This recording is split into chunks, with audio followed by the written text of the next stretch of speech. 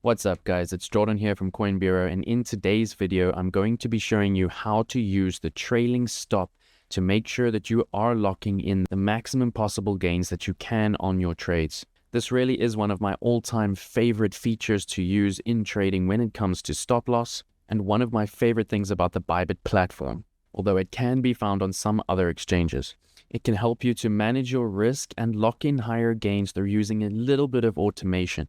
And very often people think that using this is actually more complex than it is. And today I'm going to break it down so you can all start using it. Knowing how to use the trailing stop is a great asset to any crypto trader and was a game changer for me when I found out how to use it.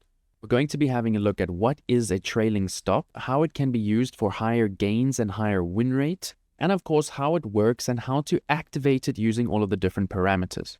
If you are trading along with us, use the Bybit link in the description to set up an account, and I will be demonstrating the trailing stop today on Bybit. Please feel free to also join my Discord trading community. The link is in the description, and as you can see from the P&L share group, the crew is absolutely killing it. Okay, so first things first, what is a trailing stop? As the name suggests, it is a stop loss that will trail automatically behind the price at your given distance. So you select the distance behind the price that you want the trailing stop to follow at, and it will automatically trail behind that price every time the price moves further in the direction of your trade. So let's look at this simple example now of Bitcoin as it is at the current value area high of its range. This is using the fixed range volume profile. This means that technically now we are looking for signals on our other indicators for confluence for a short trade on Bitcoin somewhere in this zone. For the sake of this teaching, let's say that we are getting a confluence signal from our other indicators telling us to go short at the current moment. This could be RSI and stochastic RSI in overbought at the same time on this time frame. This could be an SMC order block or a market cipher red dot trigger wave or bearish divergence, or any other indicator that you use for confluence on your trades. If the short position is looking like this, with our stop loss above the previous swing high wick, of course, when we enter the trade, whether it's on limit or market, we want to enter with a stop loss so that there is no moment that we are unprotected.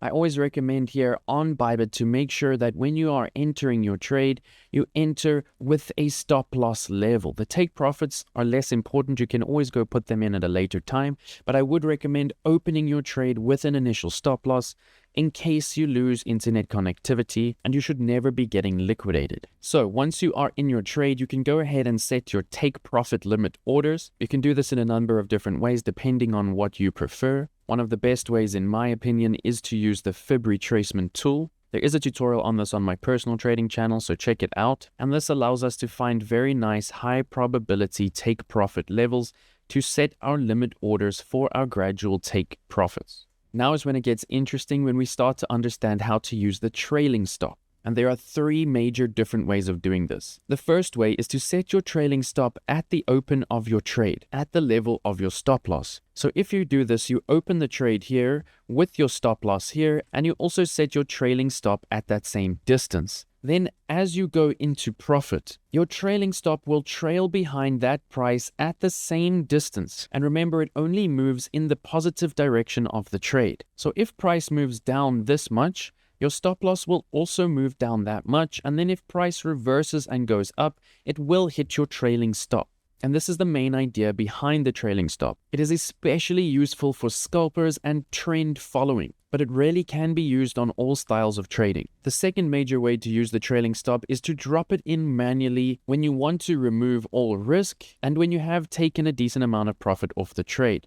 So say this trade has gone to hit your TP1, TP2, and TP3, you can now go drop in quite a tight trailing stop so that your stop loss will trail any further price movement as long as it is in the direction of your trade, and as soon as there is a pullback, you will lock in that amount by closing the trade at your trailing stop. This allows for very high profit-taking efficiency, and as I say, is just amazing for trend following. As if there is a very big impulse move, your trailing stop will follow it, and once that move stops, you will lock in those gains. The third most popular way to use this, and actually my favorite way of using it, is to use the activation price function in the trailing stop. This will allow you to choose a price at which you want to activate the trailing stop, and at that activation price, how large you would like your distance to be between price and between the trailing stop. This for me is an absolute ultimate tool when it comes to risk management, as in essence you can automate moving your stop loss to a break even after your first take profit and then letting that stop loss trail price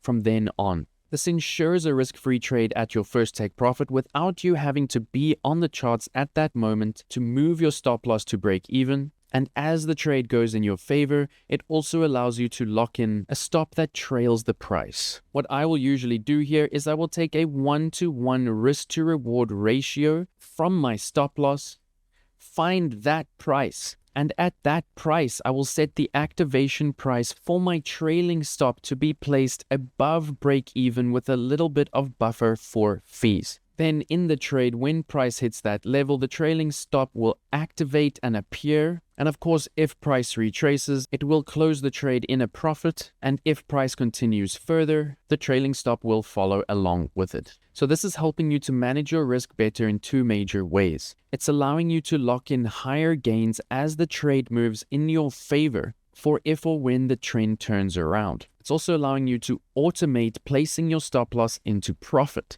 which can have a significant effect on your win rate. Alright, so let's have a look now at how to actually use the trailing stop on Bybit and which parameters you need to understand in order to execute it. For the sake of the demonstration, I'm just going to open a paper trade here on Fartcoin. Remember to always open your trade with a stop loss in place. Here you can see my trade entry and my stop loss, and you can always drag your stop loss around as you need to.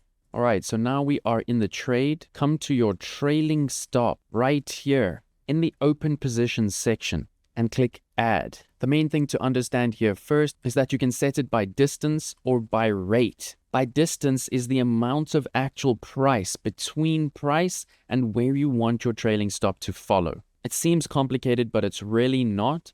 You just subtract the price at the distance of your trailing stop or where you would like it to be from the current price, and you're left with the price difference. Try to look at the candles on the lower time frames and see how big the volatility is within the trend to find your ultimate distance for your trailing stop, so that you are trailing behind the trend as it moves up, but if there is a major retracement, the trailing stop will lock in the gains for you. The other way, and the way which I think is the easiest, is to just measure the distance that you would like in percentage between price and your trailing stop. So if we come back to our trade here, we simply measure how far we would like our trailing stop to be placed, and remember you can always drag this around afterwards. So let's start with a 2%. We then go and add the trailing stop in at a rate of 2%. And click confirm. As you can see, this has placed a trailing stop for us here, and this is really where it does get fun. This trailing stop will trail automatically behind your price.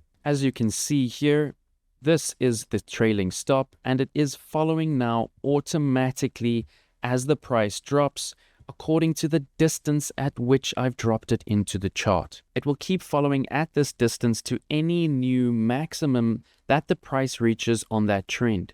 Then when the trend retraces by the distance that I've chosen, the trailing stop will get hit and lock in the gains. Then, as I was explaining, another really big brain way to use this is by using the activation price.